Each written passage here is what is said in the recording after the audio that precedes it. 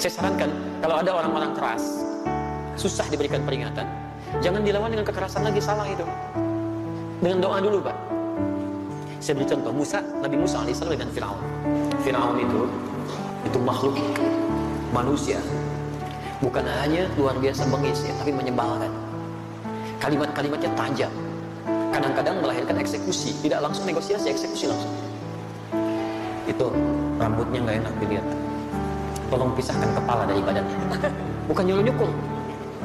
Makanya Nabi Musa alaihissalam ketika berdakwah kepada Firaun ini, itu memohon kepada Allah supaya hatinya diberikan kelapangan. Kalau hatinya sudah lapang, luas, jadi cacian-cacian itu nggak cepat tersinggung nanti.